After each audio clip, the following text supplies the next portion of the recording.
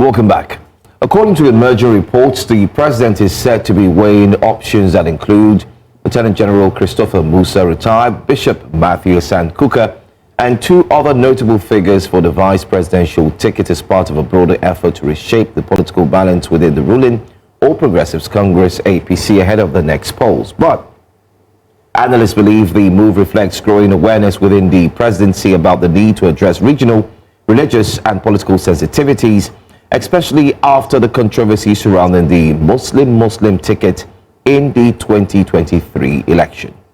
While no official announcement has been made, the speculation has already sparked national debate, with some viewing it as a sign of strategic repositioning and others as a calculated effort to broaden the party's appeal across the North and Christian communities. Join us this morning on Breakfast Central to help us understand the political strategy behind these emerging options that could mean what it could mean for the 2027 presidential race in Nigeria. We're joined by political analyst Mr. Jide Ojo. A warm welcome to you, Mr. Jide Ojo, and thanks for joining us on Breakfast Central this morning. Good morning, happy new week. It's my pleasure. Yes, and happy new year to you. Glad to have you, Mr. Ojo. What do we know? What we do know so far is that there are reports suggesting that President Tinubu may consider Lieutenant General Christopher Musa, Bishop Matthew Kukah, and two others as possible running mates. And we also do know that since the beginning of this uninterrupted period of democracy since 1999, no president has dropped their first running mate. It will be unprecedented if he goes ahead to replace the current vice president, Kashim Shettima. Is there much into the story, or we're making a mountain out of a molehill? Well, there's no smoke without fire. Know that definitely for the news media to find it newsworthy to grace their pages of newspapers, it's something which is in the realm of speculation. And of course, one of the major issues that was used against the aspiration of President Bola Ahmed Tinubu in 2022-2023 was the lack of sensitivity for religious pluralism in governance. He took a very big gamble when he went for the Muslim ticket. And I will tell you for free, one of the reasons Ashwaju lost Lagos to Peter Obi is because of the Muslim ticket. It's not the sole reason, but it's one of the key figures. If you recall, there are clerics who told their congregants not to vote for any party that is trying to foster Islamization of Nigeria. And that happened in many Pentecostal churches in Lagos. So aside from the very strong Igbo community in Lagos, aside from the issue of cashless policy of Emefiele, aside from the fuel scarcity, one of the core reasons Ashwaju lost for the very first time to win majority vote in Lagos since 1999 was because of the Muslim ticket, which many people in Lagos felt is tantamount to Islamization. We have seen that it's just a pathway to victory for President Bola Tinubu, but will he retain the winning ticket in 2027? It remains in the realm of speculation, and I believe that he still has some 6 months to 8 months to make up his mind. So what is happening now is flying a kite and trying to see how people will respond to this kite. And so I'm not sure that this will happen. I think Ashwaju for now is comfortable with the Muslim ticket. The value that Kashim Shettima has brought to the ticket is younger. There has not been any rumpus within the presidency. We have not heard of any face-off. We have not heard of any tension between the two. He has represented and he keeps representing the president at very major international fora. Just that you know that just this weekend he was in Guinea, Conakry, and I think Switzerland now for the World Economic Summit. So he's doing very well. He's not known to have betrayed the trust. But if push comes to shove, and the president had to pick a northern Christian, which is the major trust of this speculation, I think the person that can add the biggest value to that ticket among the four that are being touted is General Christopher Musa.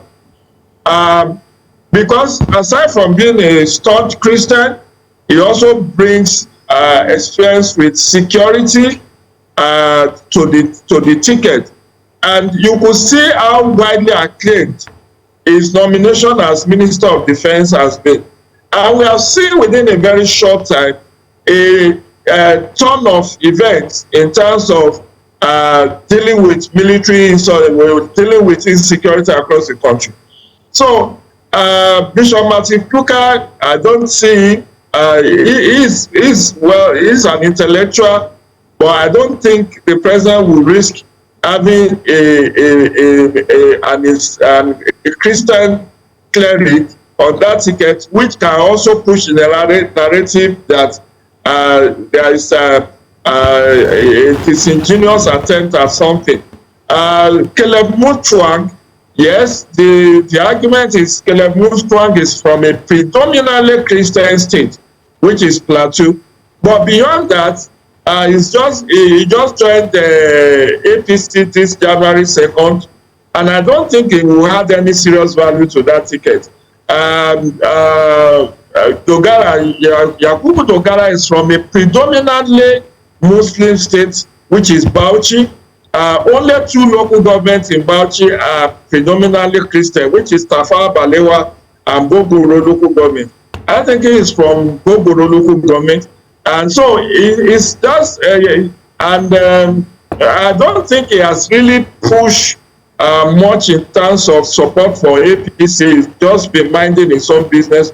But by and large, if I'm to pick out of the 4 today, I will pick General Christopher Musa for the fact that insecurity or security challenge will continue to be with us, and you need somebody who can bring experience he's a battle-tested general. For 38 years, he was in the military. He's been a field commander. He was in charge of multinational joint task force. He's fought Boko Haram. He has a wealth of experience. So for me, if at all there will be a change, which I don't foresee at this point, this is January, I don't foresee a change on the Muslim ticket as far as Ashwadu Bola Ahmed Tinubu is concerned. But if I'm to make a choice today, I will pick General Christopher Musa. And you, of course, like you've mentioned, you will pick General Christopher Musa for the experience he's had and how that will help fight, or the experience he will bring into the battle we have against insecurity. But still talking about insecurity, the federal government reports have it that they paid $9 million to lobbyists to paint a picture that shows the protection of Christians. Do you think the presidency will maybe think about that? Because what else looks like the biggest PR or cleanup if the presidency decides to go with a Christian vice president? And do you think that would be some sort of a unifying factor for the country in terms of the religious diversity and the religious clashes we've been seeing? Because even in these allegations of Christian genocide, some of the Muslim northern leaders have denounced that and said that's not the true position. So do you think they will consider that as a big PR move? And if they do, will it achieve the desired result and communicate same to the United States? Exactly my point. You took it out of my mouth.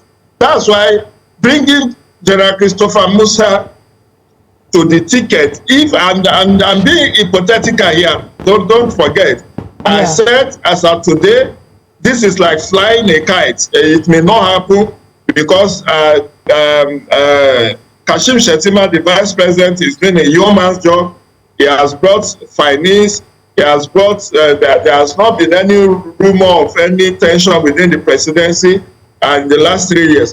But exactly as you said, if there is going to be a change on the ticket and you bring a General Christopher Musa, who is a minority from Kaduna State, is from the Kazango Kaltaf area of Kaduna State, which is Kaduna South, where you have majority Christian in Kaduna State.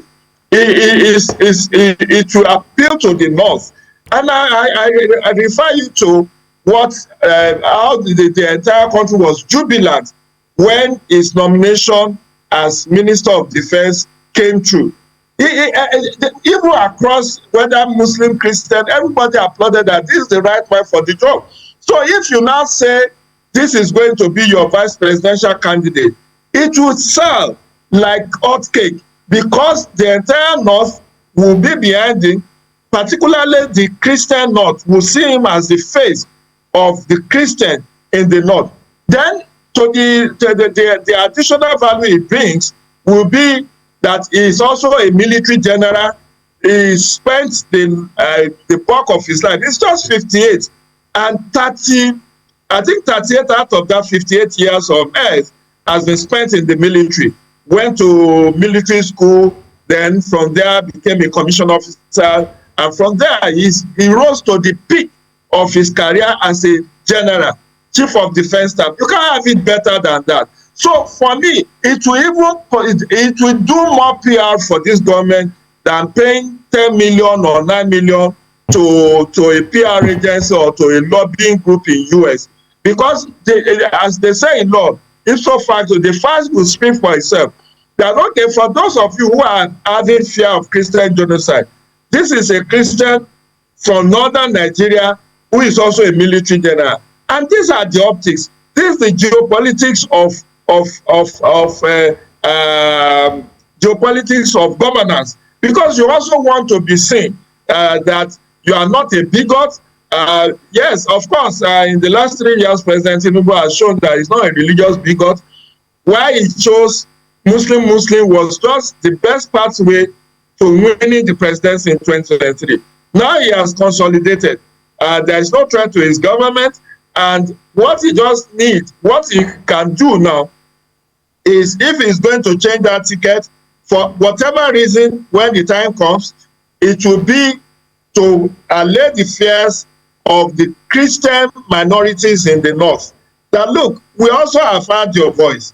We know that you are pained about the activities of insurgents, how they have made the life of government for you. And I think across the northern states, particularly from Benue to Taraba to Plateau to every part of the north will rise in jubilation that at least we have somebody we can look up to. Look at how his appointment, even as the chief of defense staff, has helped to mitigate the lingering security challenge in southern Kaduna, which was experienced during the Malami El-Rufai's 8 years government as governor of Kaduna State. Since his appointment as chief of defense staff, the optics has helped Governor Ubasani to say, look, now this is one of you, this is your son that is holding a very high office. And whether he said it openly or not, as chief of defense staff when he was there, he would be able to help his people to secure them, whether in terms of deployment of more military personnel to the south, Kaduna south area of Kaduna State, or whatever. But what we have known today is that his appointment as chief of defense staff has helped to bring insecurity in southern Kaduna to the barest minimum. So much so that the people of southern Kaduna today are even at the front line of canvassing for the re-election of President Bola Ahmed Tinubu. All the major opposition leaders in southern Kaduna has defected to APC. And on top of it, the president has also given them a university in Kachia, which is also part of southern Kaduna. So on top of this is the geopolitics of it. This is why, if I thought the president would change the ticket, appointing General Christopher Musa as his running mate will bring pluralism and inclusion into his government. First, the military sector, the security sector will see him as one of them. Two, the minority in northern Nigeria, Christian minority, will see him as one of them. Three, he will also be able to properly advise the president, even in his choice of who is going to be Minister of Defense, who is going to be Chief of Defense Staff, who is going to be the military and Chief of Army Staff, who is going to be Security Chief.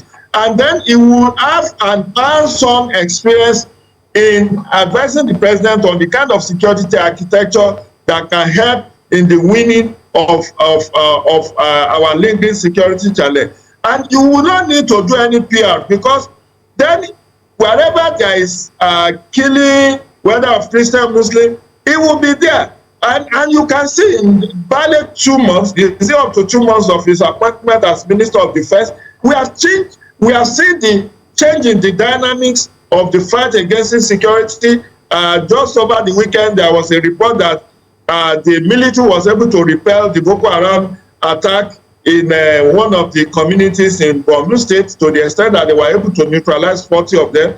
We have seen the police even doing air raid, air attack on bandits in Kogi State, in Obajana area. These are unprecedented feats that we believe his appointment as Minister of Defense has been able to bring to bear. So this kind of person, when you elevate him to now be your number 2 citizen, he will be the face at every security summit globally. He will be there to offer genuine and very practical, feasible solutions, and he will be able to network, because having risen to that rank of general, he will have known people across the security architecture across the globe. And that will bring additional value to the presidency of Bola Tinubu. Okay, one would ordinarily wonder why Bishop Kukah is not being bandied as the right vice president. Maybe because we've seen it before during the time of the late President Muhammadu Buhari, where he had a vice president who was equally, in quotes, a pastor and a man of God. But maybe it's time to shift. But also, there will be arguments that General Musa is not a politician. So how is he going to play politics? That's one. And there's also a grand opening. As a political analyst, I'm sure you are aware of the grand invitation. If we put it, let me say, pari passu with General Musa you're talking about, there is the Kwankwasia movement, where Kwankwasia has come out to say he's opened, he's ready to go for VP or president. Which do you think will hold more weight? Don't you think Kwankwasia movement will be stronger than General Musa or Bishop Kukah put together? See, let me first do a comparative analysis of General Musa, of Bishop Kukah and Professor Yemi Osinbajo. Bishop Kukah is a, how do I call it, a practicing cleric. He has a Catholic mission. He is head of a church and is very actively involved. On the other hand, Professor Yemi Osinbajo, yes, a senior pastor in Redeemed Church, but he's not known to hold any church, and Redeemed Church just appoints you as a pastor. You can pastor a church and still retain your normal work. You can be a professor in academics, you can be a practicing lawyer and still be a pastor in Redeemed. So the optics are different, and you could see that Bishop Kukah, on the other hand, will have to resign being a bishop to be. And there are some people who are not very comfortable with Bishop Kukah's frankness, outspokenness, and very strong character. He's an activist in the faith. You could see that he has taken up several government official presidents in the past and present. He has openly criticized them in his homily. But you see, when you now compare, when you now talk about Kwankwasia and Senator Rabi Musa Kwankwaso, he's an engineer by profession, but he's more of a politician. Now, this is like two captains in a ship. Kwankwaso is a very strong character, and he has seen it all. So you cannot put him, you cannot order him around. He has been two-time governor of Kano State, the most populous state in Nigeria. He's been a minister of defense. He's been a senator.